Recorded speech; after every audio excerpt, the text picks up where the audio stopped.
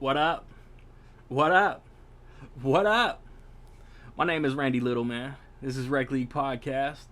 If you a first time listener, first time viewer, welcome. I run this thing a little bit unorthodox. This is not your typical podcast. This is the Walmart of podcasts. You know, not your first choice, but we got a little bit of everything. I hope you enjoy. I hope you stay. I try to create a laid back conversational vibe. Movies, man. Movies is what we do. If you were unaware, if you've been listening, if you've been watching, welcome back. I'm appreciative that you have stuck around this long. The movie Old came out this past weekend, this current weekend, and we discussed MNightShyamalan, his career, a little bit about the movie, try not to, touch on spoilers. And it's the usual panel, man. My guy, E-Sig, Nick Goodman, the homie Melissa, and for the first time this year, my dog, my literal brother, Old Man Lawrence, kicks it with us. And it's a very fun conversation, because I'm an M. Night fan. Jake is an M. Night fan. Eric, Nick are fans. I don't know if they are like Jake or even like me, because I would put him in like my top 10 to 20 directors. And Melissa did some research for this episode, so it was fun to get the multiple perspectives. You know what I mean? Just jumping right into the recent physical media theatrical releases. This past Tuesday, Shout Factory released 8 Crazy Nights, Little Big League on Blu-ray. Spiral from the Book of Saw came out. The Walking Dead season 10 came out. Shameless came out on DVD, the final season of Shameless. And then Pennyworth, the DC show that's based on Alfred from The Dark Knight and his war stories. That season 2 of that came out. And upcoming this Tuesday, A Quiet Place Part 2 comes out. It looks like I don't remember what studio bought all Miramax catalog titles, but there's a lot of Miramax catalog titles coming out, getting re-released. Let me see. And then the following Tuesday, before the next podcast, it looks like Luca, the Pixar movie Luca, comes on Blu-ray. And not that anybody saw it, but Here Today with Billy Crystal and Tiffany Haddish.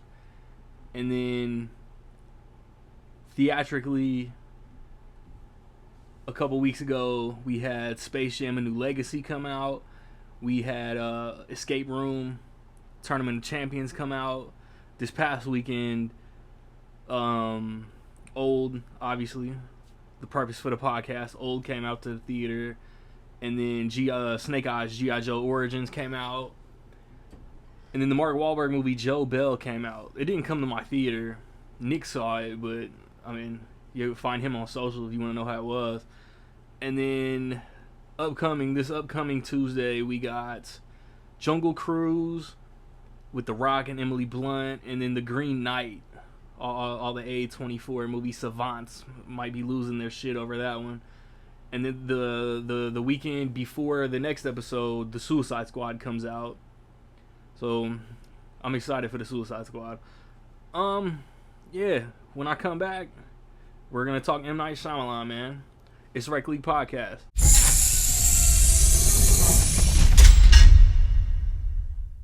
Well, at the end of the last episode, I said we were gonna talk M. Night Shyamalan, and we're talking M. Night Shyamalan. Got the usual panel: Eric, Nick, Melissa. The return, my guy, Old Man Lawrence. That's a mouthful, so we're gonna call him Jacob for this episode. So Melissa and Eric haven't seen Old. The rest of us have, and I don't know where I want to start. 'Cause if I say give me your top 3, you guys are gonna take an hour and a half.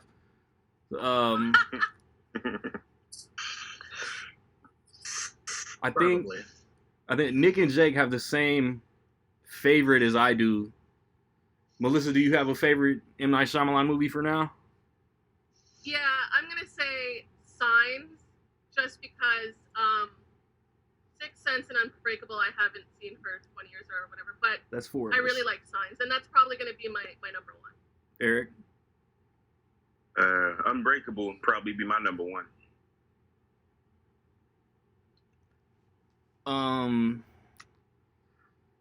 Let's keep it spoiler free. Jake, what do you think about Old? I liked it a lot. It's probably mid level as far as M. Night Shyamalan goes for me. That's not a knock because he's one of my favorite people in Hollywood, filmmakers in Hollywood. You know that. Yeah. Part of the reason why I'm on here. The only reason. I've always been a fan of his style. Not necessarily, the plot twist. Like everybody is kind of like plot twist fatigue when it comes to M. Night Shyamalan. They just watch the movies and they get to the end. They're like, oh, I like the movie, but the ending sucks. Which is what I hear a lot about Old. I don't know if that's quite a spoiler, but we all know what we're getting into when we go to an M. Night Shyamalan movie. You know what I mean? Everybody really loves this movie, and then they get to the ending, and that's it. Always when it comes down to M. Night Shyamalan, it's always about the ending. I mean, that's always what it is. You either loved it or you hate it. In my opinion, that's how I always look at it. Yeah, for sure. But I liked it a lot. If you've seen the commercial for it, it's pretty much straightforward from what they show in the preview. In my opinion, it's exactly what you think it is going into it until you start to unravel some of it towards the end, like the last 15, 20 minutes or so. I liked it a lot. I don't have too much to say.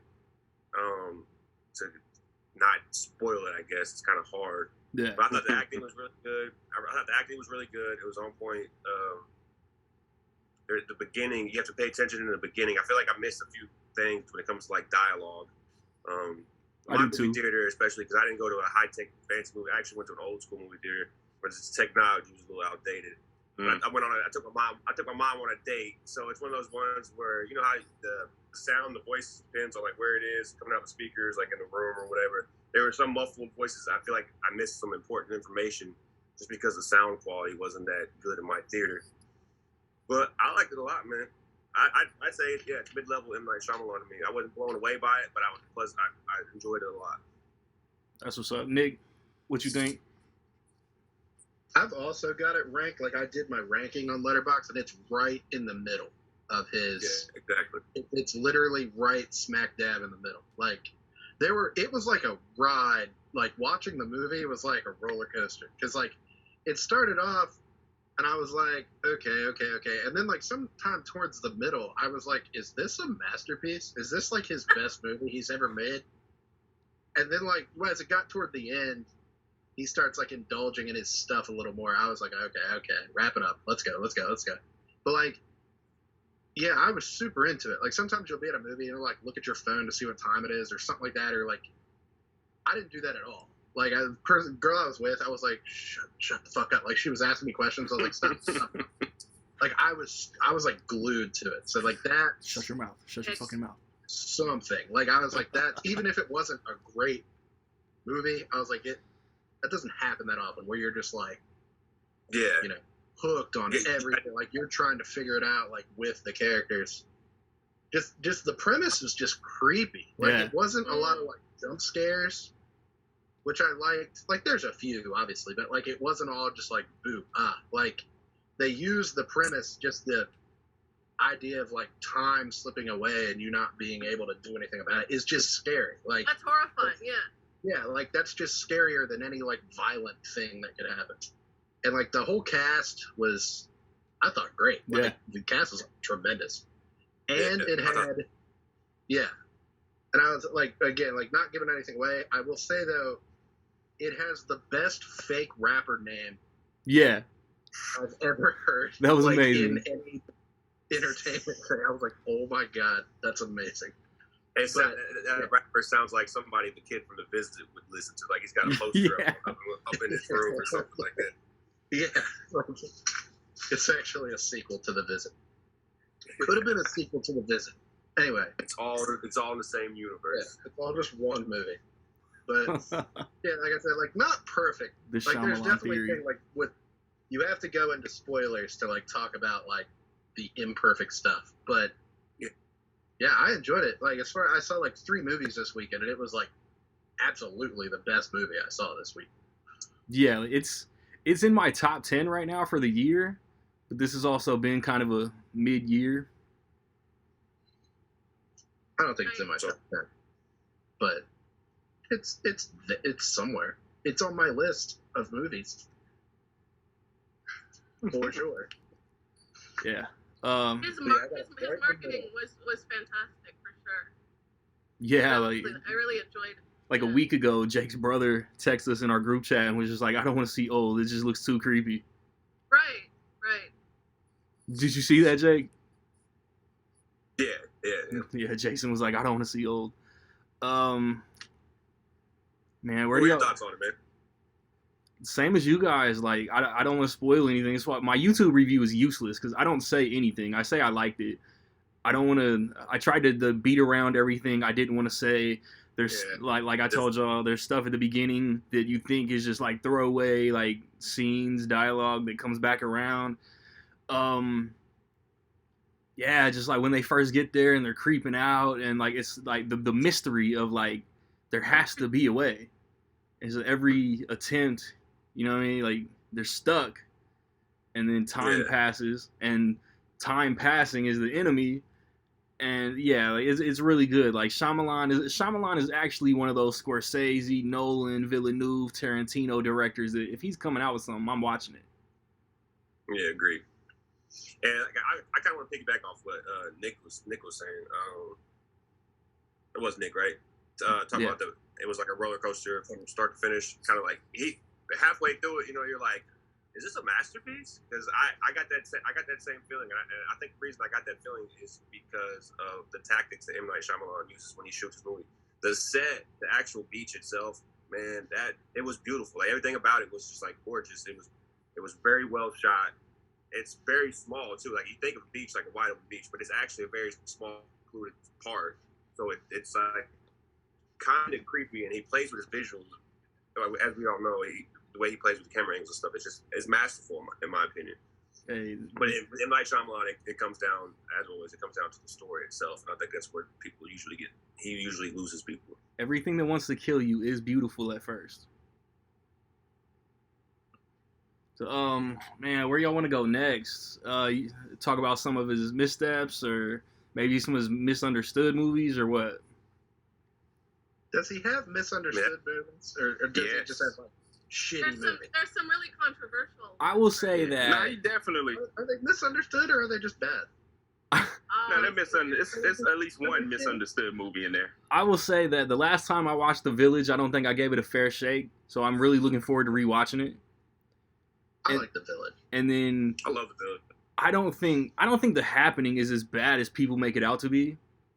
No, Nope, I don't either. The Last Airbender and After Earth, though, that's up to y'all. Like, I think we can, like, most of us can agree The Last Airbender might be his worst movie. But that's like him not doing original material, trying to like adapt the Nickelodeon cartoon. Yeah, because like I didn't ever watch that show. It was just like it came on Nickelodeon just a little after my time. Like I was like in high school or something, so I was like, I'm not watching this cartoon. And like now, like retrospectively, you've got people saying like it's one of the best anime series ever, and I'm like, it was on Nickelodeon. Like to me, I'm like, I don't know, maybe one day, probably not. But like I watched that movie, like I completely skipped that movie when it was in theaters, like 10 years ago. Like I was like, this is for children. Like I'm just, and it looks like it sucks. I'm hearing that it sucks now, so I was like, so I didn't watch it till like 2 years ago, and yeah, it's not good. Like I bought it. Because I was like, may as well have everything in my collection. So I got on eBay, bought a copy, watched it, and I was like, shit. Like I was thinking, I was like, if this is what the cartoon is, like, there's no way the cartoon is good.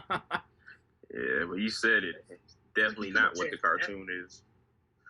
But yeah, it's just nonsense. Is there another movie? Is there another movie, Nick, that you would categorize as bad? Of his? Yeah. No, of McG. It's just like in the world? Yeah, a lot. What Where do I begin? Like I don't think After Earth is bad. It's just not good. Like it's just like it's not like a good film. And like Lady in the Water, same thing. Like it's not bad. It's just like tedious to watch. Like it's not a good watch. Like I don't put it in and like enjoy my experience watching it. Like, it's just like, but it's creative and it's like, you know, I give him credit for like trying something cool. We always complain about how there's no originality. And he's like, well, here's Lady in the Water, something I completely made up.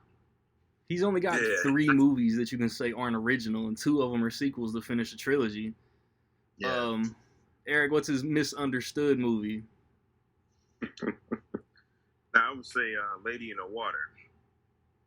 And it was yeah.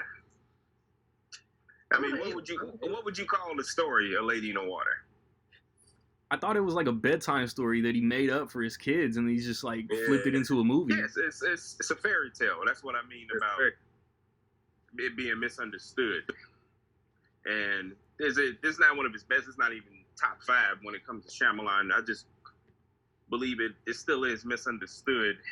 But speaking, another reason I want to bring up Lady in the Water, it's the thing that he does. It's kind of his ego at work. He gave himself in that movie one of the most important roles, and he's not the best actor. You know? Is he in every single movie or almost every single? Probably every single, at least in cameo. Yeah. Pretty sure it's all of them, yeah. I don't know about but Airbender, though. I can't remember. It's been a long time. Yeah. I don't But remember. I've been trying to watch all his movies, and yeah, he always shows up. I don't remember if he's in Airbender. I don't remember if he's in The Visit. Oh, yeah. I think he has like a voice cameo or something. It's something in The Visit. I forget that he has. He had the most important role in the movie in Signs. Yeah, that's what. And it's funny. It's so funny. They make fun of that. What's a Scary Movie 3? Yeah. Movie 3. That's what I always think of. When I think of Signs, I think of Yeah. I'm gonna need a ride home. Right, I'm gonna need a ride. But yeah, and even in what was it, Glass, when he reprises a character he played in Unbreakable, like, yeah, I used to hang around some real nobody cares. That's right. Yeah, it was kind of awkward, wasn't it? Yeah, I think like that's his shoehorned. ego. Exactly, that's a perfect way to put it. Now, yeah, I used to hang around some really shady characters. Nobody cares. But I'm just speaking about. But when you are in like Shyamalan, your ego, it's understandable if it gets away from you. And you want to get a little bit of a shine. But yeah, definitely Lady in the Water. I don't know why that movie, it grew on me a bit, but it's very flawed, but I don't think it's bad. I only saw it once. I watched all this stuff before Split came out. So that's the first time I saw Lady in the Water. I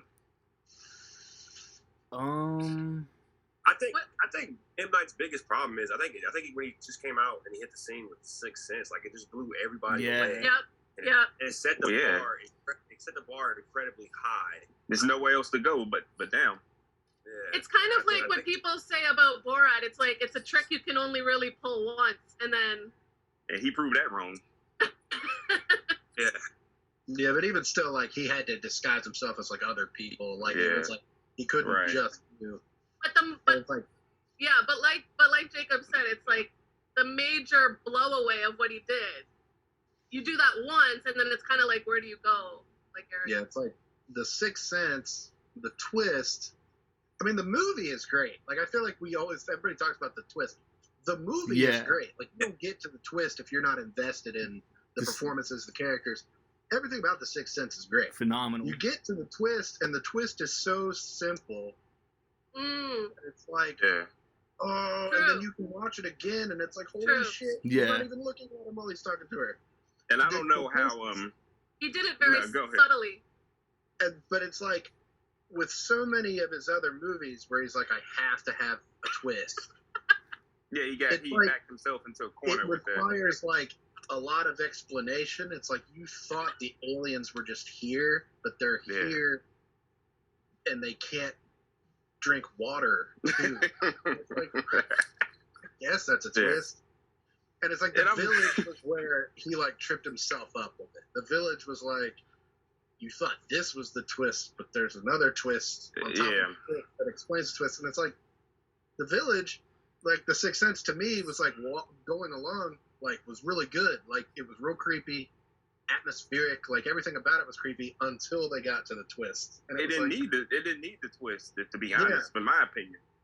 And I kind of felt the same way, again, not to spoil, but like about Old. Like watching the movie, I was so invested in what was happening. I didn't care about like there being a twist or like a super long explanation. So by the time the like, village.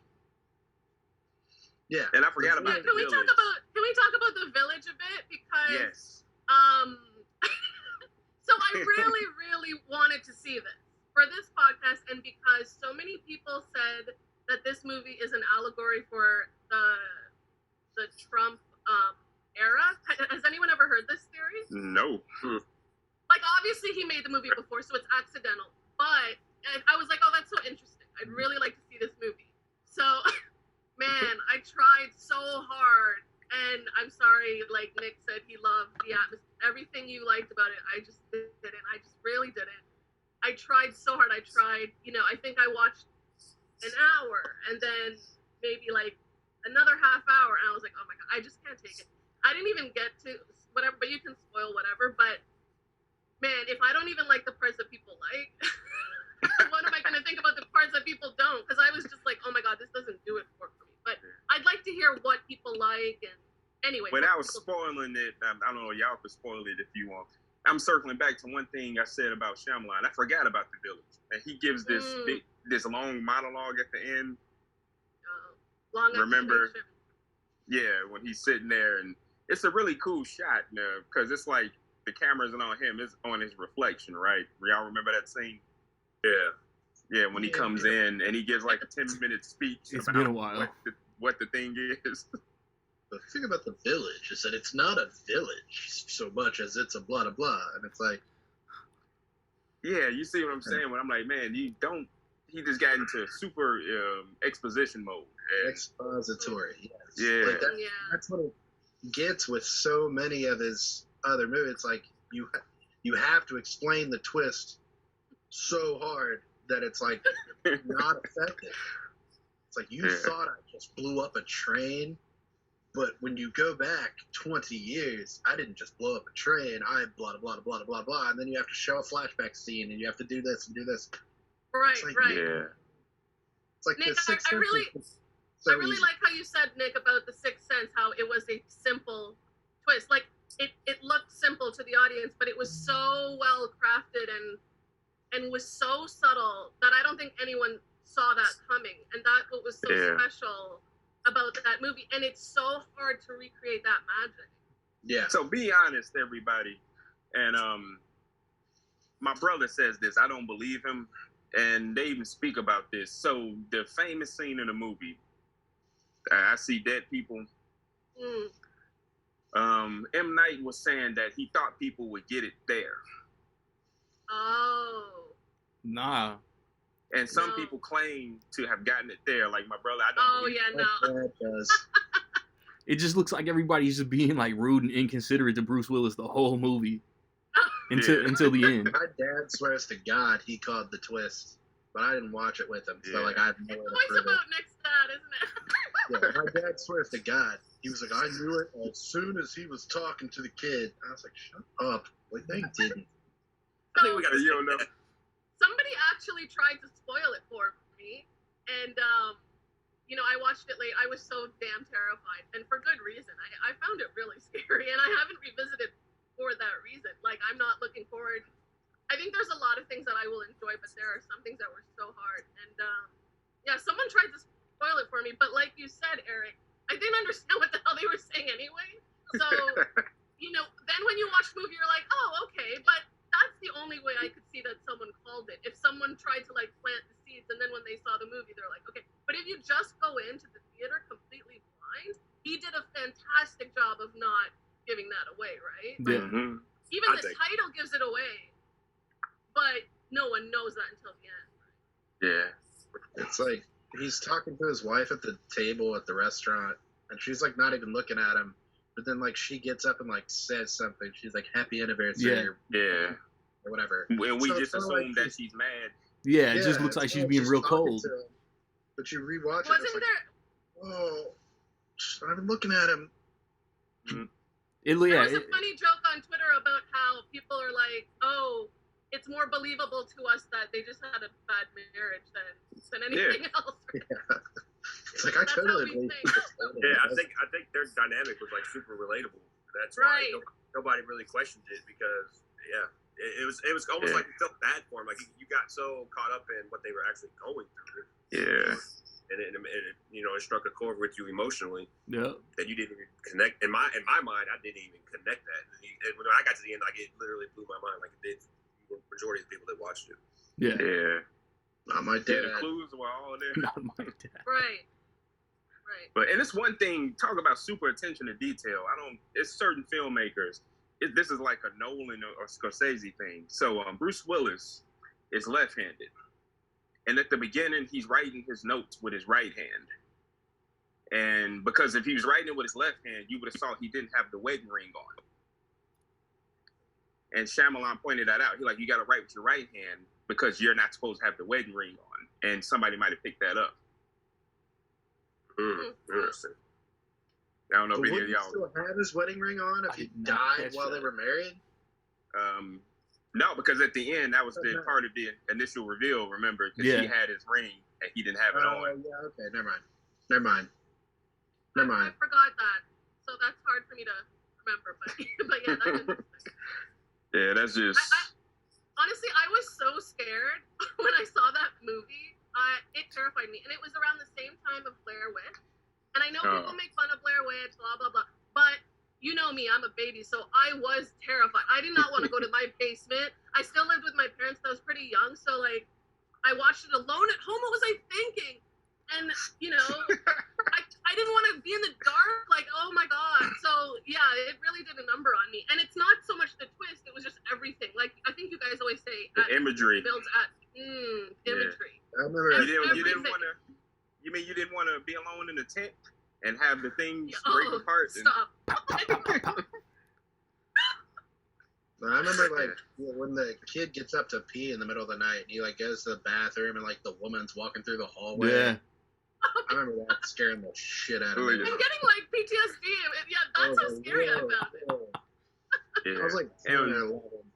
And one of the vicious imagery, I think one of the ghosts, the kid, he's like, "Hey, you wanna come play with my dad's gun?"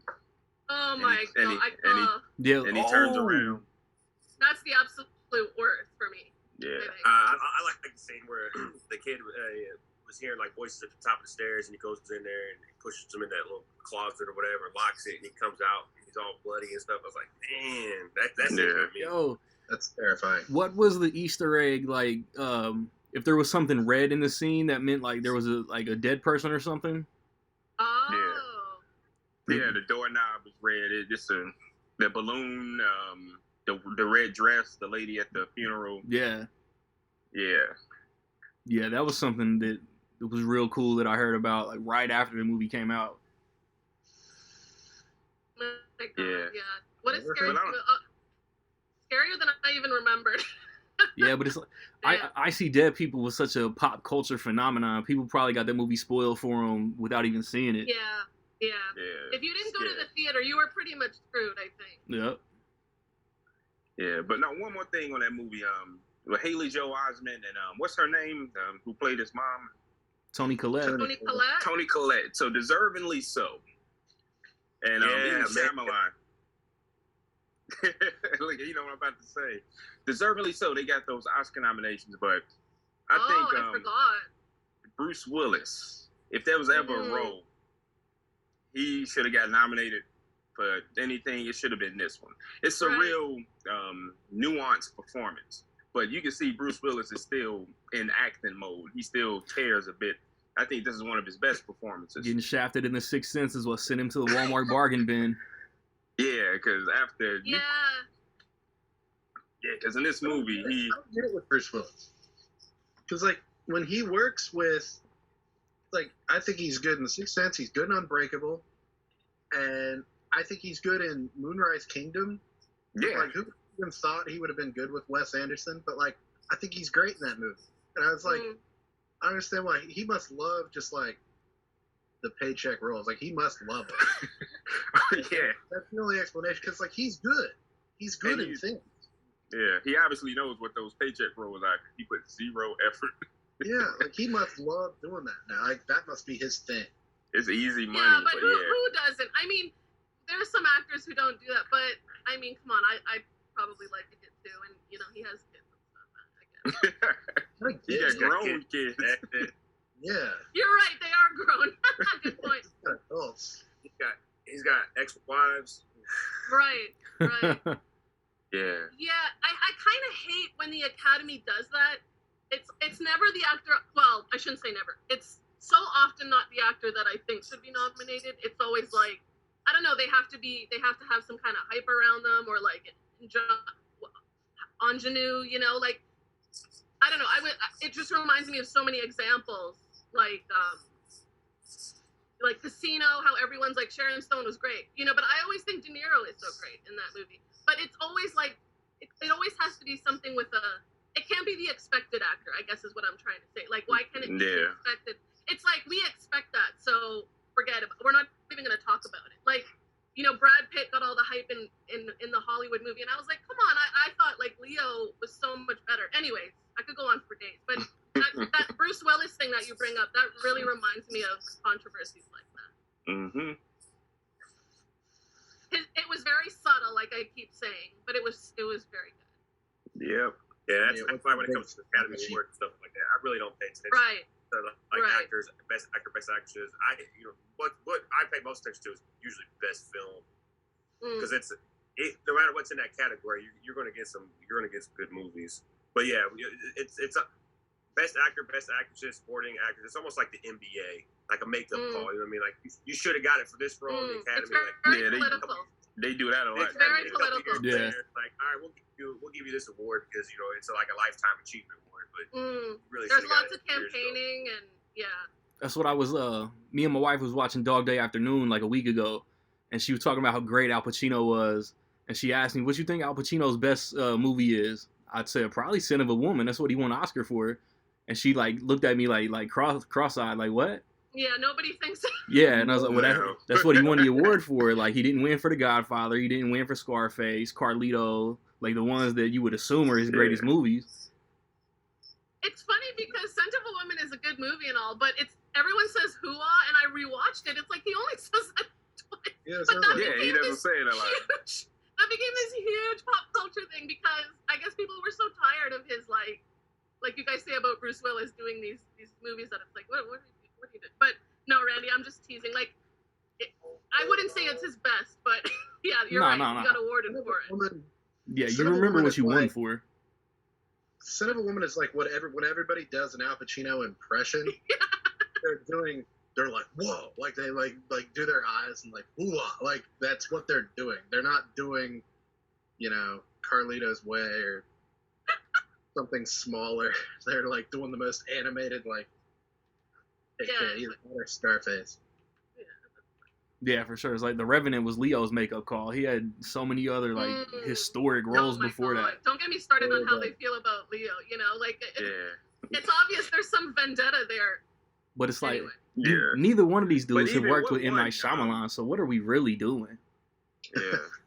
So the movie that won that year, and I even got a problem with that because it's the good movie, even great if you want it, but American Beauty is the safe movie. Oh, yeah. You know what I mean?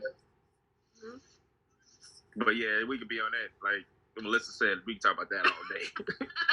I could do this all day. But it was also more fartsy. Sorry, Randy. What's Yeah. We circled back.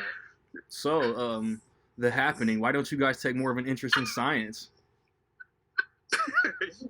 Nobody cares about the bees? Oh, guys, more. Nobody cares about the bees? And I was like, I always thought like that. Like that's what M. Night Shyamalan is like genius at, like setting the tone and the atmosphere, and that's all The Happening is. and like people destroyed that movie, and then Bird Box come out. Oh my gosh, this is the greatest thing ever. Like, it's the same shit. Yeah. I want y'all to tell me this about. So, Melissa, The Happening is one you didn't see, right? Okay, I tried. Come on, give me points. You tried. Okay, I got you. But and then like the first scene, Randy, what comes first? What is it? I think it's like the diving off the building, and the park bench is like right at the beginning. Oh god. So park bench, first of all, I'm not looking. I know what's going on. Then it was falling off the building, and I was like, I'm done. And I that's not my kind of. I just can't do it. So go ahead. I gotta ask, Melissa, because I'm not familiar with it. Do you have like triggers when it comes to watching films, or certain things you can't stomach? Is that what I'm picking up on? Yeah, some things I can't stomach, and it's like, why put myself through it? Like some scenes, it's just like I'm so physically repulsed. I think visuals really work on me. So like I get really sucked in. I'll have dreams. I'll have nightmares. Like. Some people can just watch something and be like blank and just take it in. Desensitized, like people say about video games. Me, it's like, someone will get shot on television. I'll be like, I'll. So it's probably good that you didn't make it to the shotgun scene in The Happening. No, don't even. Yeah. I'm not gonna describe it, but y'all know what I'm talking about. But I could not handle. The point is, I can't handle. So go ahead and talk about it because I'm never gonna get. It's a miracle I got through Bird Box. And the lawnmower scene, you probably won't like that. No. I love the lawnmower. That was in the preview, wasn't it? The commercial. That's great. Maybe I'll watch the preview. Even some previews are like scary for me. Yeah, but tell me this. A lot of people, they were so busy bashing The Happening. Yeah. A lot of people didn't pay attention to the fact that it's one of his few movies that technically doesn't have a plot twist. It's just more mystery than anything, right? Yeah. Like I feel like that's most of his movies too. Like it's like even in old, like you get to the end of it, and it's not even a twist in my opinion. Like it just wraps it up. Like it tells you what you just watched, what's going on, and it's like it is what it is. It's not even a plot twist. And I think MNightShyamalan kind of gets an unfair. I think that's very unfair. Unfair. Yeah. It's more like an overlong explanation, which is worse than a twist. Like it's like here's how exactly everything has happened for the last 2 hours. I'm going to explain it to you in 5 minutes. And it's like, actually, in old, which I thinking about it now, I don't think he's done that in other movies. Because there's about halfway through this movie, he gives you an indication that something's going on here, and it's only affecting these people. Because this is kind of, I don't know how to word it, but there's something about the halfway point that kind of gives you a clue that something is going on. And I don't think he's done that in majority of his movies. Yeah, it's kind of like they figure it out. I don't really consider it a plot twist. You just had to make it to the end so he can explain it. That's how I look at it now. Yeah, I was thinking like we were talking about like the simplicity of The Sixth Sense. Like really, like The Visit has a plot twist. Yeah. And it's very simple. I think that's pretty why good. That was almost like a return to form. Like it was like that was kind of good. Yeah. Because once you hear the twist, it's like it's that same kind of thing. Like, oh, that explains everything that's preceded this without giving me a huge explanation. It's like, well, let's retrace. Your grandparents picked you up at approximately 9:05 a.m. But what really? It's like, oh no, like that. They didn't need any of that. They were just like, oh, this is actually what's going on. Yeah. Oh, damn. And like you just after The Sixth Sense, it was like trying to top himself with that. He really didn't have that. Yeah, See, I don't like any other movie. I would love to have a conversation with MNightShyamalan because I honestly don't think that he tries to outdo himself or outdo The Sixth Sense. I think we view him as trying to do that. I don't think he goes into every movie, trying to recreate the magic of The Sixth Sense. I think he's just a point now where he's telling stories that he wants to tell. Right. He built him up like way too much. Like Kendrick Lamar right now. Like if Kendrick Lamar dropped an album, like it wasn't as good. Like we call it like a trash album, or like what happened to Kendrick Lamar? Like he's falling off. Like no, he's giving us classic albums. And if he just wants to, try on something new, let him try something new. But the reason I love M. Night Shyamalan so much is because I grew up on The Twilight Zone. And I feel like all his movies are just a long episode of The Twilight Zone. I personally, I love the style. Like I'm a fan. I guess you call me a fanboy. I love M. Night Shyamalan. Like even his first movies, like I still like it. I still enjoy it. But also at the same time, like Lady in the Water, like I've seen it twice. I really don't have a need to go back and watch it again. So a lot of his movies are, you've seen them and like that's it. And if the replay value is only there so you can go back and what did I miss? Yeah. Oh, showed us this. Oh yeah, I didn't catch that the first time around. Yeah, that's funny you say that. No, I'm sorry, No, go ahead, Jacob.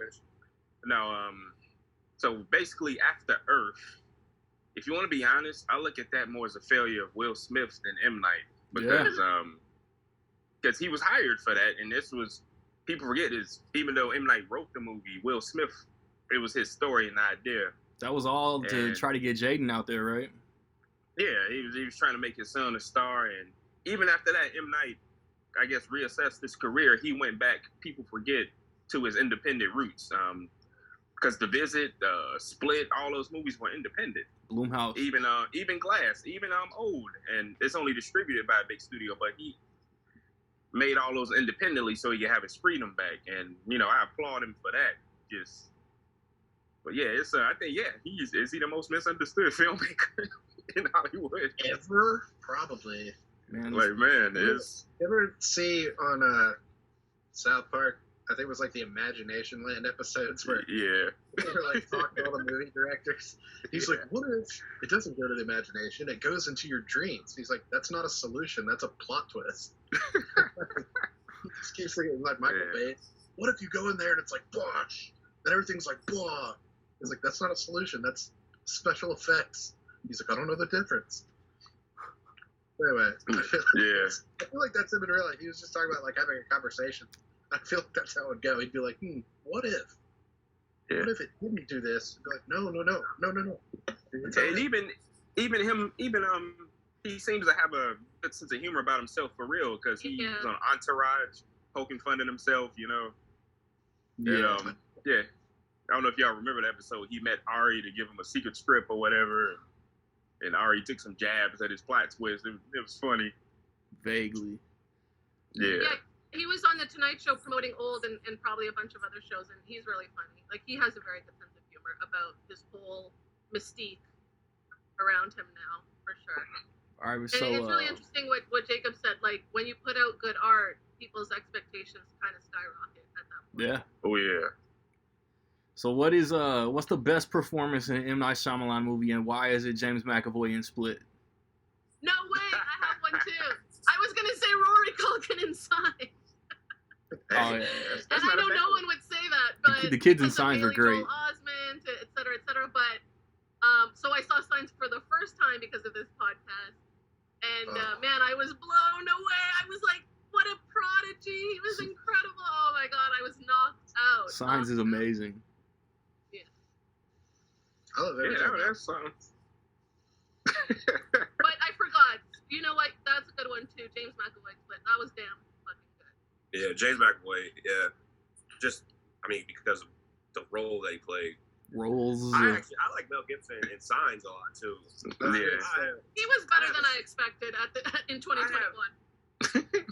Yeah, say what you know about Mel Gibson as a person, scumbag, whatever. But I have, when it comes to his acting ability, I have a soft spot for Mel Gibson. I thought he was great in Signs. And to go back to Sixth Sense, Tony, is it Collette or Coletti? Yep. Tony Collette. Yeah. That scene in the car where she starts crying like her son is like, yeah.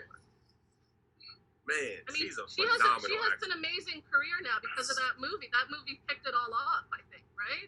You've had enough roast beef. You need to leave my table. Yeah. But that one was like, now she's legit. Now she became a name, Yeah. She's Academy Award nominee. Right. Yeah, but man, who beat her for that? That year. Was that supporting actress? Yeah. I can usually pull it out, but watch me not. Because man, that was good question. 1999, right? We did a whole podcast episode about 1999. But the Benning. but the awards would have taken place in 2000, right? Yeah. So who won Best Supporting Actress 2000? I think that's what we have. Yeah, you know, guys, how could you not invite me to 1999? Office Space, that's my favorite movie. Come on. I'm hurt. Oh man, If you do, like, yeah, that was 1994 '99. or something, you please get me on that. Ooh, that's a fantastic year. That's the best year. Yeah. I was just talking to somebody about that. How I see Forrest Gump as being kind of overrated. Well, a lot of people think that now. Yeah, like back everyone then, on social media it's like everything I liked back then is like ripped apart. You know, like Friends. yeah. I can't really be mad at who beat her out though. Angelina Jolie for Girl Interrupted beat Toni Collette. Oh yeah. Was better. Maybe not better, but damn, I really liked that her performance. That was a damn good performance, and she deserved that. I don't know about her versus Toni, but damn, it's totally different performances. I mean, it's so hard to judge a subtle one versus a deranged one. Like, yeah. Damn, yeah, she stole that movie away. Yeah. Anyway. They can't be mad at that. Yeah, Right. that was a good one. I'm glad it was that and not something ridiculous. Oh man. So yeah, I think M Night's best film is in like complete all around. It's got to be Sixth Sense, but my personal favorite is Signs. And seems like we all love Signs. Yeah, Signs was a really good time. And I Village is in my finish out my top three. I still really like The Village. So that'd be my top three. Shaman. What do you guys like about The Village? Can anyone enlighten me? What the hell is wrong with you guys? Why do you like The Village? I love that movie. I don't know. The acting was really good. The suspense was really good. The tension was good. And then you kind of get to the end, and yeah, people didn't really like that. But I just thought it was really interesting and something that I didn't see coming, and it just added to the movie, in my opinion. And like it just blew my mind that somebody could think of something like that, give you an entertaining movie for an hour and 45 minutes, then you get to the end and you're like, this took a complete left turn that I was not expecting. I that's what I love about it. And Joaquin Phoenix too, like he's one of my favorite actors. So. Yeah. Yeah, I just like it's like slow burn. It's just like tension off. Like it's real quiet. It's more of like a drama than like a straight horror movie. Like it's Yeah. It's kind of like the movie The Others with Nicole Kidman. That's a movie I really like. It's more just like a drama with like, but it's just scary. But it's more atmospheric than anything. Like it's what you don't see that's scary. Kind of like Jaws. Like he doesn't throw it in your face. But until the end, it's like, oh, what I'm seeing is not what I thought I was seeing. So like even if you don't stick the landing, even with Old, like I don't know if it really stuck the landing, like, but it was like you're just so into the movie for so long that it's like you have to give credit where credit's due. It's like, you know, I was glued to the screen. So even if it's not like a perfect thing, it's like, you know, not every movie does that. Like I saw Snake Eyes over the weekend. No offense to Snake Eyes, I enjoyed it. It was fun. All but like, offense to Snake it's Eyes. a big flashy action movie, and like it didn't do the same thing. Like I looked at my phone, like I didn't look at my phone, but I was like, what time is it? Okay, it's almost over. Like, you know, your phone rings or whatever. I'm like drinking my drink. Like I'm not absorbed into G.I. Joe's origin story. But like Old, like I said, like I wasn't moving. You know, and there wasn't a lot of talking from the audience, so they were doing the same thing. Like we were all just like, and The Village kind of did that for me too. Like back when it came out, I was like trying to put the pieces together, trying to figure out why is this village so creepy? Why would anyone live here? This place sucks. Yeah, so, I do like the idea. The setting is very cool. You know, the costumes, the time period. It's like, why don't people do more interesting stories in this time? That's a cool thing to pull off.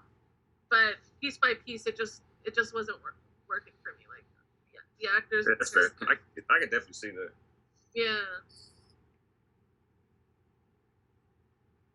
I just think he doesn't really stick to his genre either. I mean, like Lady Noir, he said that he just wrote that as a bedtime story for his daughter. I mean, like The Sixth Sense, kind of horror, but not really science, sci-fi, but not really. Yes. He doesn't really pin down to one genre, in my opinion. He's got his superhero trilogy. He makes like horror dramas. He's got a style more than he has like a genre. And that's why like The Happening was kind of marketed like this is his first honest to God horror movie. It was like his first R-rated movie. It was in all the commercials. Yeah. So like I was like, oh, it's got my attention. And like I didn't hate The Happening. Like I was like, it's creepy, like it's scary. Like I think even like Melissa said, it's like that imagery of people jumping off the building and all that stuff. Like that's creepy. It's effective. The ending is not super effective, but it's more so like it's not a twist, but it's like they explain everything. So once that mysticism is gone, it kind of sucks it out of the movie a little bit. But it's like, but until you get to that point, I kind of like The Happening. Like the first time I watched it, I was like, dude, that was good. And then I rewatched, so I was like, yeah, this is kind of goofy, but like I enjoy it. And then Mark Wahlberg turned into a meme.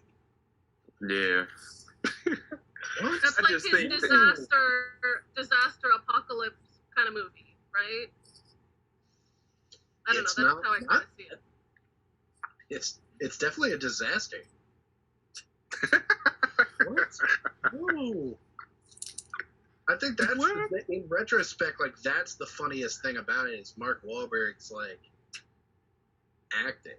Like he's not. I think he was. Like if it was a different actor, would it be better? No, maybe maybe I don't know. I think Zooey Deschanel was miscast. Yeah, she looks confused. I think the dynamic between her and Mark Wahlberg is what. It was hard. That was hard to fill you in. I don't hate Mark Wahlberg in that movie, but it's in retrospect, like going back and watching it, and it's like so goofy, but at the same time, it's like trying to think like how would somebody else have reacted? What? No. Like, how would someone else have reacted? Yeah, to that? that's fair. Like, huh? What are you saying? Yeah. So it's like, no. It's like nobody cares about the bees. Come on, guys. It's like Andy Samberg's impersonation of Mark Wahlberg. Yeah, it's an impersonation.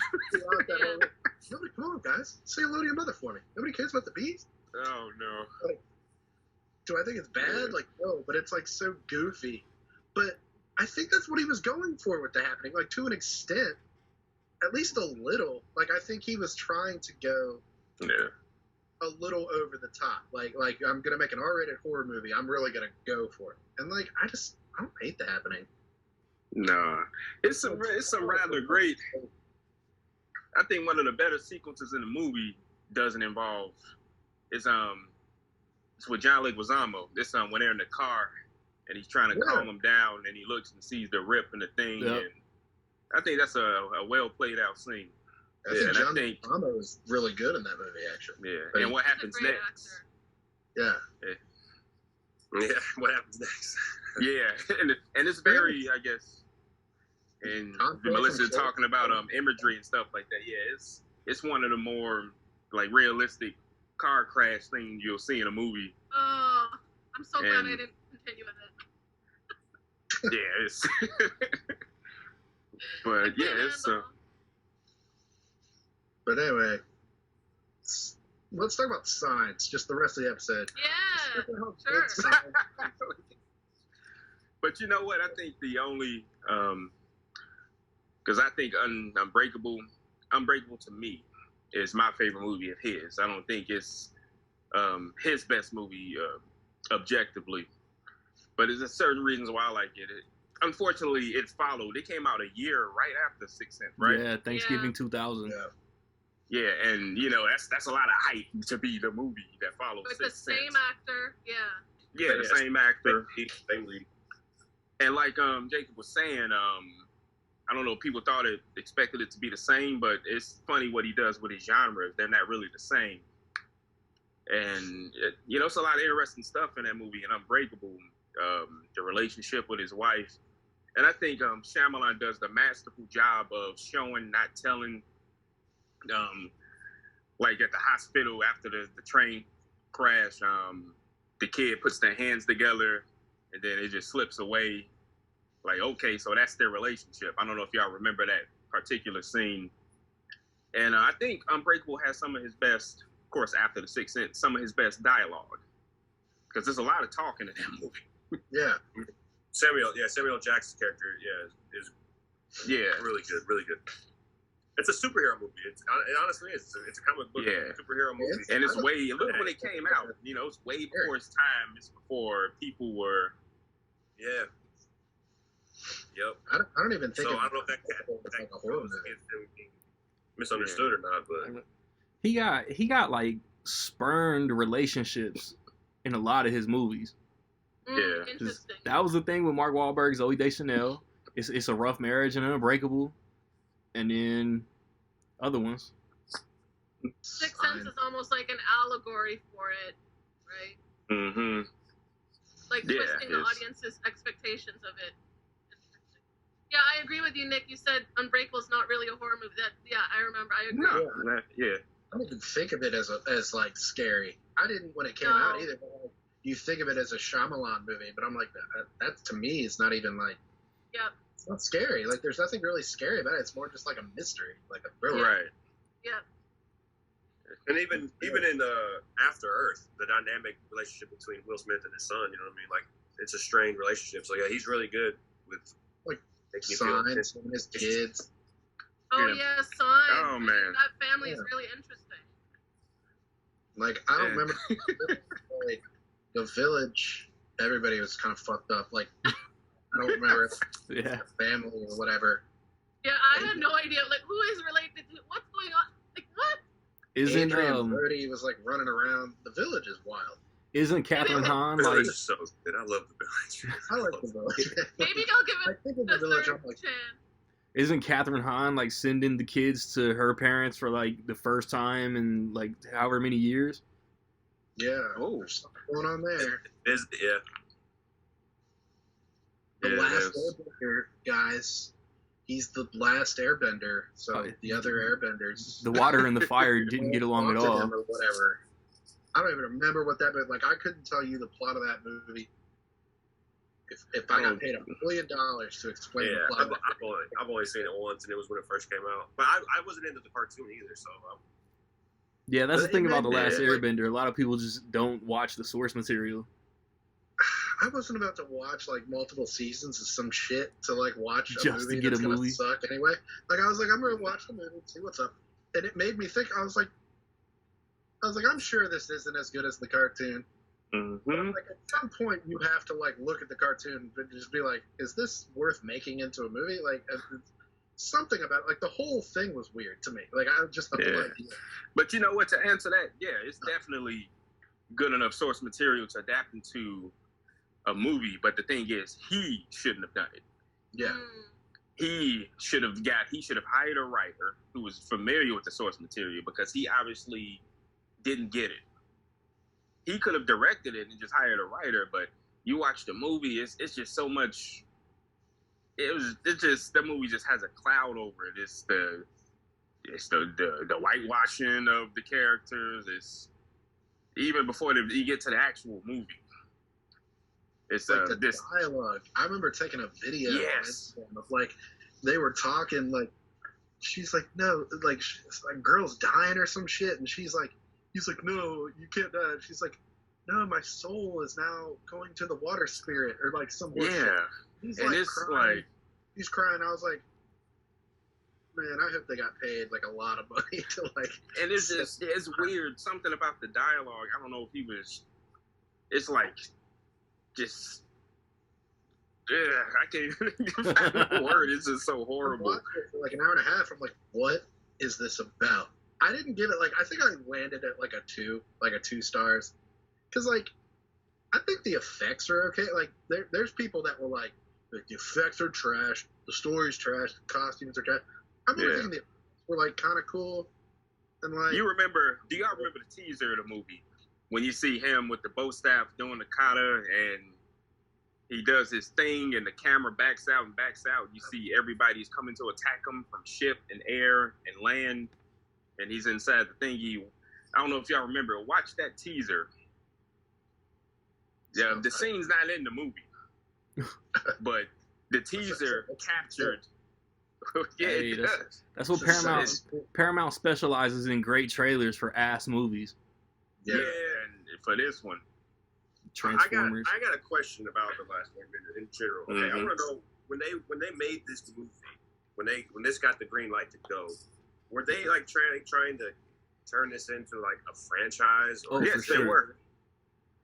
Even with the did M. Night volunteer for this? Did he throw his name in the hat for a reason because he really wanted to do this? I don't know how he ended up with that job. I really don't. No, he explained it because his children were fans of the series. It's like F. Gary Gray and Men in Black. Yeah, and he decided to take it on. That's what I mean by, okay, your children are fans. You need to hire somebody to gather the information you need. Then you could direct it, make it look. You're like, oh, my kids like it. And he put his hat into he threw his hat into his name into the hat to get the rights to it, and he got it. I wonder if they like the movie. His children. What did you do? Yeah. Yo, I'm gonna pause it though. I'm gonna break off. Have we all seen Glass? Yeah. Yep. What everybody think about like the big controversy about Glass was like the end, obviously, and a lot of people were like trying to reach. I thought it set up the potential to like push that whole universe forward. So like if they wanted to, I think I watched that. Immediately hit you up saying that. Like, yo, Yeah. I think they left the door open on this. I'm pretty sure we talked about that. Yeah. Because Sarah Paulson was like running like that side company, and that could have been a movie in itself. Right. I kind of felt the way that I think it was Nick describing Old. It was like in the middle, I was like, oh, is this a masterpiece kind of feeling? Like I liked the second half a lot. But then the ending, it's exactly like Nick describing his reaction to Old. It's like, oh, I don't know about this, you know? But I saw your review, Randy. You seem to really, really like it. Yeah, I haven't seen it since theater. I'm gonna, in like a week and a half or so, whenever it's on my calendar, I'm gonna knock it out. That's the one I'm like looking forward to rewatching because I haven't seen it in 2 years. And this is Glass you're talking about, right? Yeah. I wanted to rewatch Glass before Old, like just in like my free time. Because I haven't rewatched it since the theater, but I just didn't have time. But it's long. I liked it in the theater. I saw it in the theater, and when I watched it, I was like, even the ending, like I liked how they wrapped it up, but kind of left it up, and like there could be a spinoff like in the future.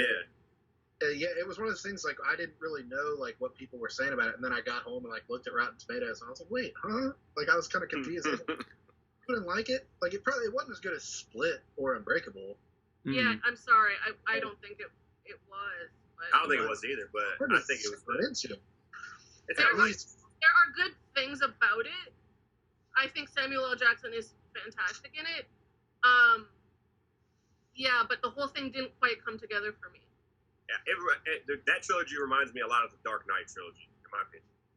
Like the third one, like it was probably the weakest one of the franchise, in my opinion. But I think it was still tied in everything together pretty well. Yeah. But that's probably a horrible comparison actually now that I say that out loud. We get where you're going. Dark Knight, you know what I mean? Like, you really put a lot of movies in the same breath with the Dark Knight. Yeah. I like how you guys really respect Unbreakable. It really makes me want to watch it again. I think it's his most underappreciated and underrated movie. I've got Unbreakable at number 2. I've got it because I remember when I watched it. I didn't see it in the theater. I was a little young. But same. I rent everything. And when I rented it and watched it, I remember thinking like that was better than the Sixth. I liked that more. Oh wow! Like I remember thinking like that was I was more into that. But also, it was a very different movie. Like it wasn't. It was about superheroes, and I was like, 10 or 11, like into that shit. So I was just sitting there like, oh, yeah, it is art. Yeah. Screw that guy. Yeah, I like Unbreakable a lot. I like it better than Split. Yeah, for sure. I think it's better than Split. I think I'm in the minority. In my opinion, when you break down M. Night Shyamalan movies, I think it's top tier. In my opinion, it's Signs, Sixth Sense, Village, and Unbreakable. Then at the mid-level, then at the bottom, in my opinion, you have Airbender, The Happening, which I still, like I said at the beginning, I'm an M. Night fan. I like all of his movies. But I think there's levels there's tiers to his filmography. Yeah. So I think I'm in the I minority. think these guys basically agree with you, but I don't know if they put Village in the top 10. I got Village like in the middle. I think I've got Old right in the middle at number 7, and I've got the Village at number 8. Like, to me, it's like I think I give the Village a 3 and Old a 3.5. Like, they're both flirting with whatever's higher or lower. Like, the Village like flirts with a 3.5, but it's not quite there. Like, it's like it's not quite there. The twist or the whatever.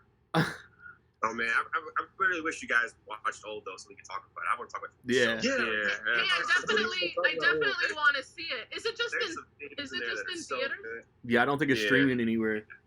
Because it'll probably be on demand in a few weeks. I think that's how that marketing really worked on me. I love all those actors. Like, I was immediately sold. You know, we all talked about anticipating it for so long. Like, nobody has to sell me on that. I will definitely see it. But yeah, I just haven't been to a theater in so long. So guys, gotta get back.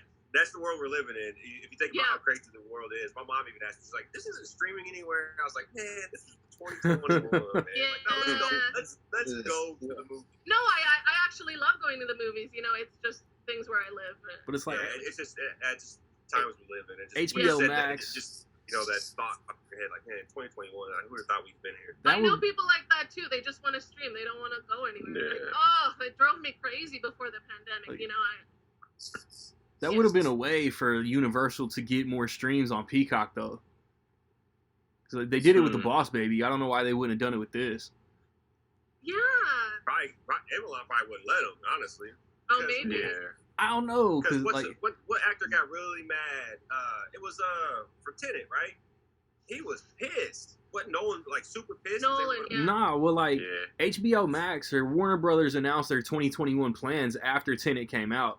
I remember Denis Villeneuve was, like, kind of pissed about Doom doing it. Doom. Yeah. I was saying somebody was super pissed off about it. And it's like no, it was a lot of it was quite a few. Denzel.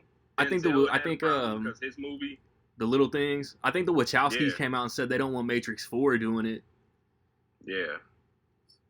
That I can kind of get, but and Black Widow is gonna be. I mean, The Little Things is a perfect streaming movie. I don't even like streaming. But it's like like the theater for that, like Denis Villeneuve has done like what 4 or 5 like worldwide big movies like that. I would say he's got as much clout as M. Night right now. Oh yeah, especially for that movie. And that Dune, I don't want to sidetrack, but that Dune trailer that came out a couple days ago was dope. Yeah. It certainly was. It's one of those things that I'm so excited about. I don't really want to look at too much, you know. Yeah, like I don't need to see another Dune trailer. If I know I want to watch a movie, I won't even watch trailers. Yeah, I'm kind of like that too. And I know it sucks when you guys want to talk about trailers and stuff, but the more I'm interested, the less I want to see. It's like those shitty movies coming out that I'm like, yeah, let's watch this trailer. It's gonna be fun. I've been trying to sell Jake on trailers for years, and I just gave up. Yeah. So I stopped. Honestly, the reason I stopped watching trailers was because of the MCU. I just felt like they gave away way too much in the trailer. That. I felt like they gave away way too much in the trailers, and I just stopped. And they're like mini movies at this point. Yeah. I kind of regret seeing the trailer for Don't Breathe too. I'm like, okay. Right? I saw a re-edited Halloween Kills trailer before Old yesterday. Yeah. It was way better than it wasn't better, but it gave away less. It gave you enough to that's what I like. Give you hype for it. Because I mean, at this point, it was just like this Halloween Kills. Like they didn't even try with the I only had 2. There was only 2 trailers. People are gonna die. It was the Ryan Reynolds movie, and then something else. But there was only 2 trailers on my movie. I thought that was that's awesome. Yeah, you get 80 trailers and 3 commercials pushing Coke or Pepsi. I swear the ads before movies are insane now. I like them when I'm at the theater, to be honest. The more the better. But I'm biased. I used to work at a theater, and people would bitch and complain. It's like, just show up later, then shut up. And then I had like a little mini intro from M. Night himself. Oh my God! I hope that they need to stop that. I hate that. Here we go. Yeah. You came back. Got out there. Yeah. Every actor, every director. Right? Vin Diesel? Yes. Yeah, the movies. I want to see that in person. Fuckers, the movie. Welcome back. Welcome. Fuckers. I mean, after 22 minutes of trailers and commercials, I just want to see the movie. I don't want you. We're gonna get you John to Carpenter and introduce Jamie Lee Curtis before the new Halloween. it. Yeah, and introducing trailers too. Like I forget what's her name. Salma Hayek and her bad Zoom camera introducing the trailer. Was it Hitman's Wife's Bodyguard? Wife. The worst is the prologues. Like I know people love Nolan. I love Nolan, but his fucking prologues and all of us being like, "Are we in the wrong theater? They're showing Dunkirk in like Star Wars," and we're like, everyone's like, strangers are like tapping me on the shoulder, like, "What movie are we in?" Yeah. Those drove me crazy. And you know how I feel about Tenet? The damn prologue, I actually hated it because I was like, I think I was in The Last Jedi. I don't know, some other movie. Oh, it was probably Rise of the Skywalker or whatever. And I was like, what? Yeah. I hate every minute of this, you know? And then, obviously, with context, the scene makes sense, but you can't just, like, do that. No, it doesn't. Yeah, throw it on you. Wait till they go through the effort. Wait till Universal goes through the effort to animate a Welcome Back to the Theaters full of minions. Yeah. But yeah, it's something. Oh, this movie. Yeah, y'all. I know one thing. YouTube 4DX and so Snake Eyes itself. Everybody see Snake Eyes? Oh hell yeah! Yeah. No, it's not really It's not really Feel free to talk about it because I'm same. Yeah. No, it's not a spoiler. I'll send Jake the code when the Blu-ray comes out and he still won't watch it. It's Snake Eyes brought back something that I thought a lot of Hollywood action movies were done with. Snake Eyes had a lot of shaky cam. Yes. And imagine I'm in this thing, the 4DX, where the seats move up and down and they shake, corresponding to Oh, bro, the you probably camera got a movements. concussion. Yeah, I think, like, oh my God, my wife's purse popped out of her lap Holy. on the floor, and it's quite amazing. You all have to, I don't know, if y'all got Regals around you that have it, experience it at least once. I think I think I've done it once. Yeah. Oh, the 4DX. Yeah, I think so. Which movie? Oh, I don't remember, but what I think it was like all of the seats were so tight together so that when you would like jump around, you'd be like hitting other people. So I prefer like, you know, there's like VIP where I live, or like there's all other settings where it's like you have this huge bark lounger. Basically, I prefer that. I got it. Fall asleep. Yeah, I gotta check that out. The VIP. Oh, you have to. I'm a big believer in it. But anyway, yeah. Cool. But no, it's just everything was cool. They spray water at you for the effects, and I don't think I did that. they got the lightning effects, and That's overkill. Yeah, and they do the fog, and like when there's this item in the Snake Eyes movie that's red, and when he used it, like the lightning effects went off and big booming sound.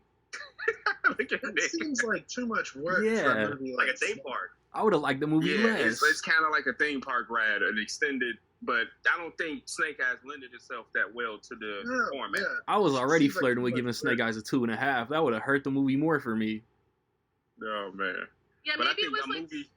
Go ahead. What's yeah. that? No, I'm just saying a movie like Top Gun will probably be perfect. Yeah. You're like, I'm watching Or Snake Jurassic Eyes, Park. something sprays in my face. Yeah, there you go. This movie. Yeah, no, they were literally spraying water because when they were like on the docks with the fish, it was water.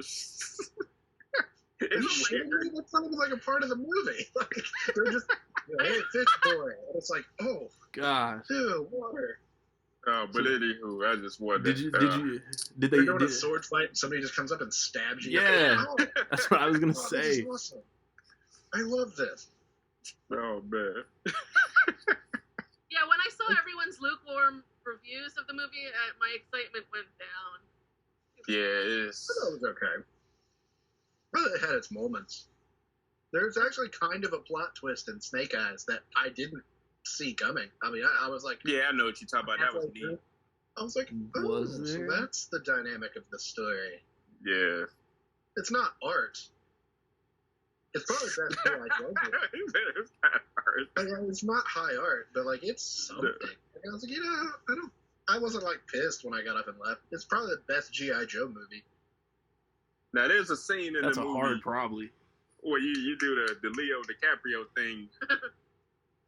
The lady was saying something to one of the characters. She like, you got that look in your eye, like when you know what I'm talking about, right? Yeah. They're like, oop, she said the thing. Oh. She said the thing. Yeah, it was Yeah, that was cheesy. weird. It was, And the little mid credits tag made that part even worse. yeah. It was fun. I haven't looked at the box office yet. I don't think it's going to make enough money to like make a follow up. I don't either. Although I will say, because I was like wondering, I was like, is the brand recognition there for the movie Snake Eyes? Like, even though it's good, G.I. Joe Origins, like, are enough people gonna be like, well, fucking A, G.I. Joe?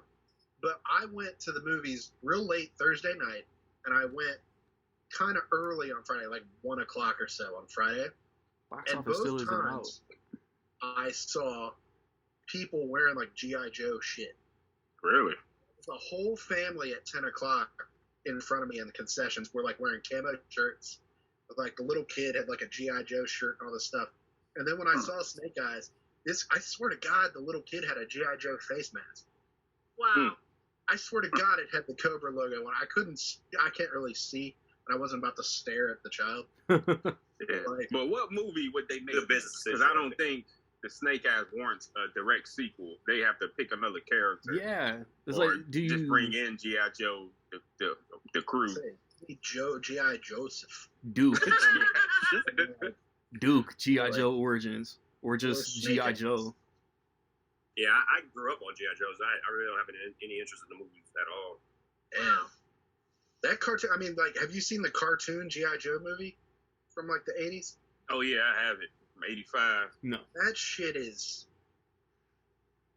bananas. Like, I was Yeah. like, holy shit. The best Yeah, part of that movie is like, apparently, like, the Transformers animated movie came out before G.I. Joe, and spoiler, Optimus Prime dies in that movie. Like, they kill Yeah. Optimus Prime at some point. And I don't know, I guess kids got upset, or like parents got upset. Oh. Something. Mm-hmm. And G.I. Joe, the movie, while they were making it, the character Duke dies in the movie. He gets stabbed. In the movie, he gets stabbed by this dude who's dressed like a giant snake. It's insane. He gets stabbed, and like blood splurts out, and like he dies. He has a whole death scene. Like, he's like, I don't think I'm gonna make it out of this one, soldier. And like holding their hands. This and is they're the like, cartoon? It's the cartoon. He's describing it like perfectly. He's like, just go, yo, Joe. It's like his last words. He like dies. Aw. Like, he literally dies, right? And everyone is crying and stuff, but they were worried making the movie. They were like, oh no, the kids were upset that Optimus Prime died. Let's take this out.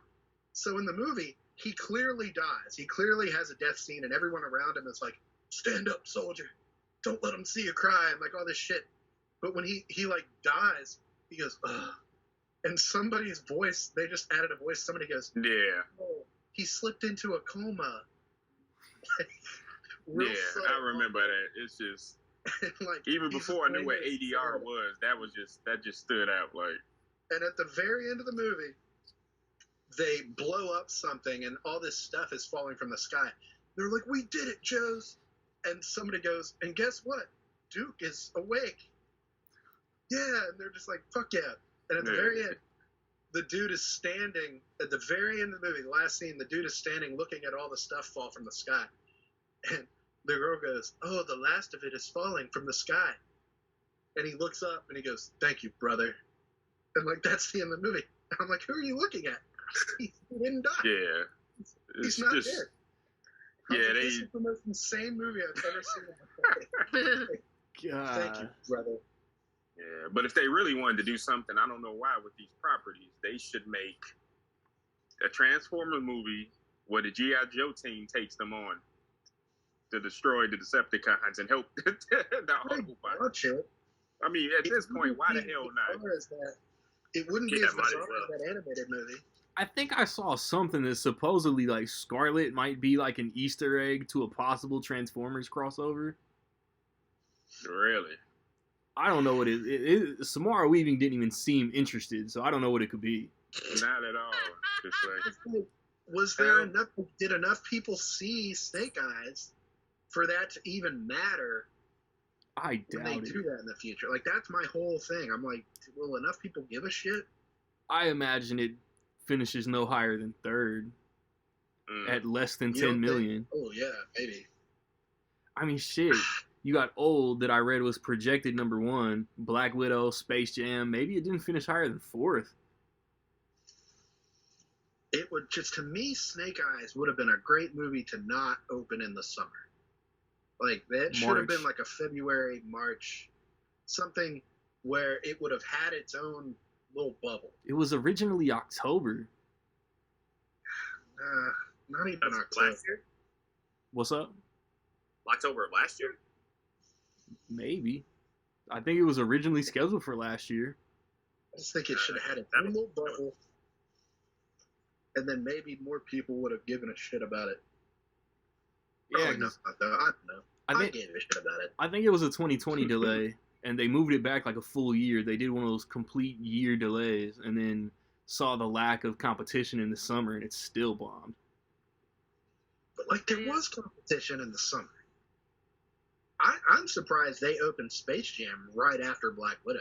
Like, that, to me, I was like, Space Jam never moved. Too, honestly. Yeah. Space Jam was announced and never moved. Space Jam's been announced 10 years. Yeah, they've been making it for like 25 years. Like, they were going to do Race Jam. LeBron's been talking about Space Jam, too, for like 10 years. Man. Yeah.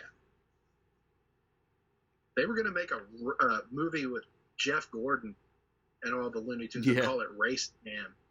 And it pisses me off that we never got Race Jam. We got Cars, too. Yeah, we got Cars. Oh, man. Race Jam. Yeah, even in the pandemic era, the box office seemed very underwhelming for this weekend.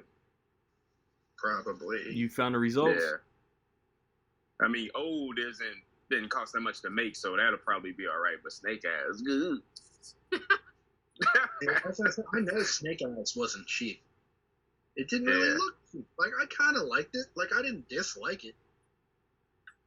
I thought the actors were all pretty good. Dude, I flirted with dislike. The whole movie, I was like the word of mouth. Like, I'm not gonna run out and be like, dude, you gotta see Snake Eyes. Yeah. Like, I'm just like, yeah, Snake Eyes. It was a movie for sure. Definitely a movie. I watched it. Yeah, Snake Eyes made $13 million. That's more than I thought. Yeah. I didn't think it was gonna make 10. Man. Is Old like all makeup? He must use CGI and stuff, right? No, they literally age. Thanks, Red. Yeah. Spoiler. Well, I could give you a spoiler. No. But so that was cheap to make. Old, Eric? Well, yeah, it was an independent movie. A movie like, because it's one location. Yeah. Basically, as far as I know. And, you know, it's no A-list star, $20 million actors in it. Right. A movie like that probably costs $10 million, $10 to $15 million. 18. That's something else I liked about Old. It certain movies that only really take place in one spot. It's like by the end of the movie, like you feel like you're on the island. Like you know every like nook and cranny of that little beach that they're on. That's cool. So here we go. The budget for Old was $18 million. Wow. Yeah. And it made $16 million. Oh. Okay. It's not bad. I mean, it's not good, but it's probably enough for number one. Yeah. I mean, for opening weekend, I mean, they still got a way to go. Yeah. So they'll get their money. Right. Yeah, it'll be fun. I hope he does well. Does he fund the movie himself, Aaron? Independent. So yeah, he gets loans from companies. Yeah. It could be from a studio didn't fund it. That's what makes a movie independent if it's not funded by a studio. Okay, cool. I hope that's good that he's already made most of it, Matt. Because it's an original idea, like we're always talking about, you know. Very original, yeah. Based on it's Snake hard to do original these days. Hold on. It says It's based on something. Yeah, it's based on a Oh, graphic it's an novel adaptation? called It's based on Sandcastle. like a graphic novel. Oh, okay. Oh, Cool. when I said original, I was just speaking in terms of like other movies. But like it. yeah, it's not like Harry Potter #7 Part 2. Yeah. So which is a real movie that exists. the budget for Snake Eyes, they say it was 110 million.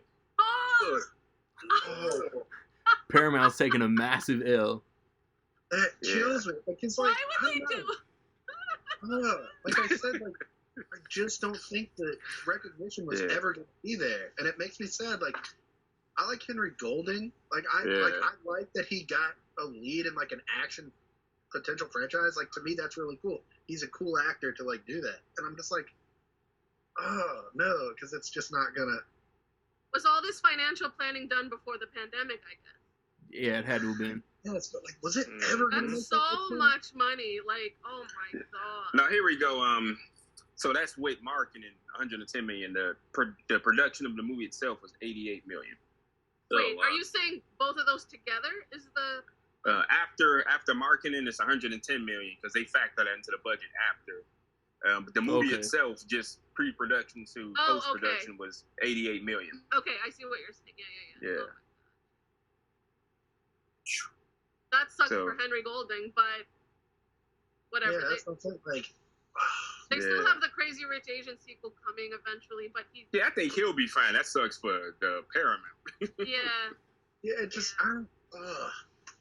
That's there's so something much about it, like, money. I don't root against movies. Like some people are like, dude, Of that movie course. sucks. Yeah, agreed. So like a movie comes out, and I'm like, you know what? Good for that. Even like a shitty like a Transformers comes out, I'm like, well, hey, keep it alive. Cool.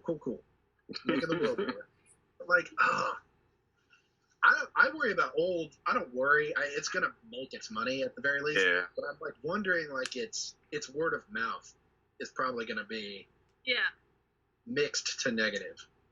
Yeah. Mixed to negative? Oh no. It's like somebody said this is no gray area with most Shyamalan movies. People either hate it or love it. Yeah. Yeah. I think like us, like, you know, we went and saw Old. We're generally Shyamalan fans, or at least know what to expect, that we are watching it for multiple reasons, not just like to go have fun. Yeah. I think a lot of normies are going to go and just think like, hey, this looks wild. This looks wacky. And like, it's not really wacky. Like, I didn't have fun watching it. Nah, as soon as they hit that Even, beach, like, the with tension sets bizarre in. Shit, like, I was like, this is weird. I'm uncomfortable. I cringed a few times. Yeah. Like, but I like that, though. Like, to Yeah. me, I'm like, Yeah, that's what I wanted. That's around the time where I was wondering, I was like, is this, like, The Shining? Is this, like, a masterpiece? Like, I was like, I'm so uncomfortable. I'm looking around. It's like you forget where you are. Like, you forget that you're just watching a movie for a second. I like that. Yeah, I like But I feel that. like a normal person is just going to go in and be like, yeah, it was weird. Like, the kids were different. Yeah, well, if you want to watch something, obviously you all know Henry Golding's filmography. Andrew Koji, who played Storm Shadow. He was bad. Yeah, he's in a great show called Warrior Cinemax? on HBO Max. Oh, okay. That's not the Bruce Lee movie. Yeah, that's the show based on the Bruce Lee treatment. Yeah. And it's a real good show. It's like 3 seasons so far. Nice. Like, that dude was badass in that role. I thought that girl that was with him, I don't remember the character's name, but she was badass. Like, I thought she was good in the role. Like his right hand? Yeah. Like, the Baroness girl, like, she was fine. Scarlet, what's her name? Scarlet, like, she was fine. It was fine, but, like, that was the thing. Like, at best, like, it was fine. It wasn't great. Like, if I ever have to rewatch it down the road, like, I will. Like, that's fine. Like, it's fine. Like I said, like, it's the best G.I. Joe movie to me, probably. But it's not competing with much. Like, probably. I can't believe there's been 3 of them already. Yep. The 4th one. In 12 And years. All of you guys' reviews are just so lukewarm about the whole series. I'm like, how do they just keep pumping out these movies? You know, like. Yeah. I remember liking The Rise of Cobra when it came out, but I have not rewatched it many times in the last, like, 12 years. And it just didn't hold up. Like, it was stupid. Yeah, see? retaliate. Where are they getting all this money? Like, what? I agree with you, Nick. I root for movies too, but I do have a threshold where it's like, now you're just being wasteful and excessive and like vulgar. Like. No, it's getting greedy. Everybody wants a successful franchise or their own universe. That's it, yeah. And not really thinking it through the details. Like, okay, it's just like the Godzilla movies. What was the last one? Kong versus Godzilla versus Kong. Yeah, the director actually filmed like a post-credit sequence, but he took it out because he said the studio's not sure what they're doing with the franchise. They just make them on a whim. Oh, and it's been four of those movies. Warner Brothers gonna Warner Brothers. Yeah, fucking Warner Brothers. and like I like Avatar and I'm gonna go see all of them, blah blah blah. But I found my original review and it was like, what did he spend on that? Like a billion? I don't know. Like maybe I'm exaggerating. But it was like a movie about the Earth and saving the Earth. And how ironic is it that he spent all this damn money? James Cameron is nuts. Go on Disney Plus. He has like about egos. Right. Oh, you see the South Park about James Cameron? You made Titanic, bro. Do what you want. Oh man. Okay, but like the budget of all these Avatar movies. I mean, if you want to save the Earth, use that damn money. This is not the way. Yeah. Melissa, let me tell you this. He spends he does these deep dives and all that. Yeah. There's these documentaries. There's 5 of them. He spends $33,000 a day. Oh my God. For these dives that they take to explore Titanic or the deep seas or whatever. Yeah. Yeah, I remember watching that documentary movie about when he went to find the Titanic. Yeah, it's like 3 of those alone. Or whatever. And it was like, this looks as expensive as Titanic. No, the movie itself costs more than the actual back in the 90s. Yeah. But yeah, he's already filmed the next 2 Avatars. Wow, yeah. And it's just like underwater and all that. Browns as actors and like murders them. Isn't that like you know what's funny about that, Nick? The Making of the Abyss. Mary Elizabeth Master Antonio, is that her name? Close enough. Like, she won't speak of the making of that movie. Oh. Because he said that production put them in danger so much. Oh. Ed Harris said something similar. Yeah, Ed Harris too. This is really interesting. I'm definitely gonna read about this. That's wow. Yeah. So basically, James Cameron was the first person to say, "But did you die?" Oh my God. And doesn't Tarantino have a reputation for that too? Like, Oh, him and Uma Thurman fell out after Kill Bill 2. Thurman was real bad. Yeah. You can look up this. You can look up this YouTube. There's this thing on Access Hollywood or something where she's like shaking. She's like, "When I am ready, I will tell you everything that happened." But it's like she's not even ready, and it's so many years past that point now. Yeah, that's like she's still so traumatized. Yeah, like they fell out. They fell out after Kill Bill 2. Kubrick and all those had reputations for doing that. Oh yeah. Yeah, people believe Kubrick drove Shelley Duvall crazy. Yes, that's right. That's nuts. Right. Something drove Shelley Duvall crazy. I don't know if it was him, but it worked. Like whoever it was. It worked. I saw. But yeah, it's nuts. These filmmakers, but yeah, Cameron is is. You watch the making of some of his movies. But there Avatar. just comes a point where it's like, come on, I know we're all like film nerds and blah blah blah, but it's really just a movie. Like you're spending the gross national product of an entire country on a movie. It's just like, yeah. Vin Diesel had to push his actors to the threshold. Right, Man, that's right. That's if right. I ever see Vin Diesel in my life, I will slap the taste out of his mouth. I gotta get a good performance out of it. Yeah, I push the actors in anything I'm producing. Get the heck out of here, man. Who was He's probably the he worst talking actor. about? He was talking about The Rock? Yeah, he was talking about The Rock. The Rock in Fast 5. An actual decent actor. The Rock in Fast 5. The Rock in Snitch. That's how he put it. The heck out of here, man. But man, That's so funny. Did you guys ever see Boiler Room? He has a pretty good performance in that one. And then his that was career, pretty good. and then his career went like, the way it went, right? I don't think Vin Diesel's bad. I think he's good in a couple, but I think he he's could good. be. Yeah, he could be good. He could be good. But he chooses not. I mean, that good? No. Saying I am Groot in 2,000 languages, man, you got to give him some love. He had potential. Let's just say. He's good. He's good at what he does, but he's not as good. There you go. I mean, the last couple of Fast and Furious movies, he basically growling all of his dialogue. Yeah, I think he's good in the first Fast and Furious. Like, I think he's got super charisma. Like it's like, oh yeah. Like as soon as he comes up, it's like, yeah, that's the guy. Like you're not fucking. Yeah, he actually has a decent range of emotion. Yeah, especially the first movie. Like I gotta find what's his name, the guy they were gonna kill. In the first movie, not Brian, but Jesse. Yeah. He's like, I gotta find Jesse. He's like, he looked really concerned. I can't hate too much. I mean, those movies make people happy, so whatever. Yeah. I love them, but I'm like, I never was watching them. Like, I was never like, not me, but people.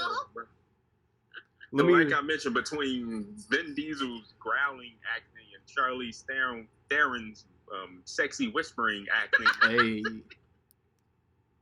It's the best. I know what you want. Your brother is jealous. Impression? I don't know what that was.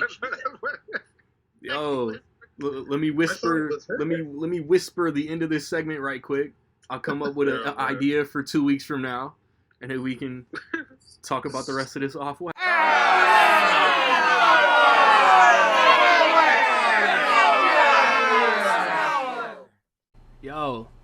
Yo, too introverted to be converted. Lyrics getting murdered. They like the way I word it. Peeking up the skirt is how she knew that I'm perverted. The only way I want some pussy or some money is if I motherfucking earn it. I never let her rock with me musically unless she interested in nudity, to which she always reply, yeah, that's cool with me, so I tell her bet. Now grab the Cool Whip, please. Your boy got them fresh flows, soap bars. Anytime I put rhymes together, I go hard. These dudes claim that they so sharp, but most aren't. I'm the dude who's spitting has never let you down so far. Ain't nobody killing me literally. Sold my soul for the goals, but the cost is killing me. That accounts for my feelings of low self-worth. That's where the loss really be. But my verbal assault dictionary mind control nice. So silly me. And chill until the next episode.